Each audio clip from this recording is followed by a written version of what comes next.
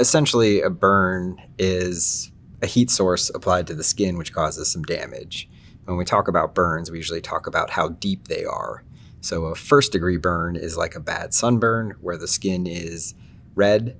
A second-degree burn is kind of partially through the skin, and that's typically when you start to see blisters forming.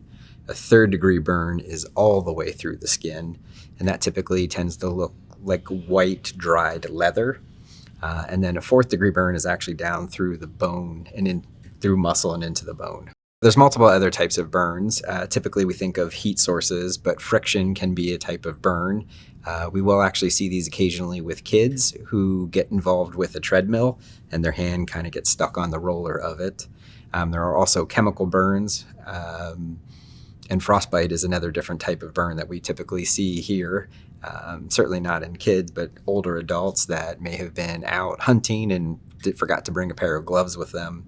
Initial management for a burn would be to remove the stimulus from the burn, remove any affected clothing that could be on there, and then keep the burn cool with either some damp cloth or some cold running water.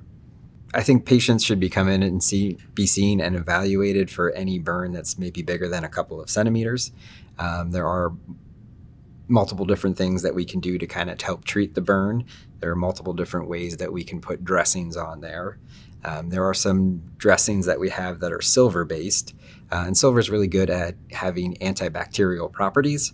So sometimes these dressings can stay on for 5 to 7 days, which can limit the amount of dressing changes that have to be done at home, especially with young kids. Changing dressings can be a little bit problematic, especially if they're anxious or it's causing some pain. If some burns are deeper or more third degree involving the full thickness of the skin, sometimes those can benefit from a surgical intervention. Oftentimes we have to debride the burn away, and then once we get a good healthy wound bed, we will sometimes put a skin graft over top of that. The excision and grafting can actually sometimes decrease the healing time for the burn to heal and get the person back to their normal life. When a burn initially happens at home, the best treatment would be, again, to kind of have a cool, damp cloth over it to help cool the burn. There are multiple wives' tales that are out there. I've had even one patient put toothpaste over top of a burn. Some have put butter. Some have put all different kinds of creams and ointments. That can make the assessment of the burn a little bit more difficult, and then sometimes we have to clean those things off when we're treating the burn. So again, the best thing would be just to have a cool, damp cloth over top of it. Burns can actually be seasonal, especially in the pediatric patient population. In the wintertime, we typically see hand burns from children touching hot stoves, particularly the wood-burning stoves. I think there's just something of that orange glow that attracts them.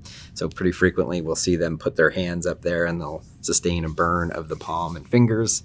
If you have a wood-burning stove in your house with young children, I would highly recommend having some sort of baby gate or something to keep them away from direct contact of the stove itself. In the summertime, we actually see a lot of campfire burns as well. Kids that are playing around the campfire and accidentally fall into them. A very important thing to know is the coals from the fire can still cause a burn the following morning after a campfire in the evening, so you still have to be pretty vigilant if you're going to have any young kids around the campfire site. Otherwise, typically with kids, we see a lot of scald burns, so kids that have hot coffee poured on them, or they'll reach up and pull something down from the stovetop or the countertop, typically boiling water or a pot of soup.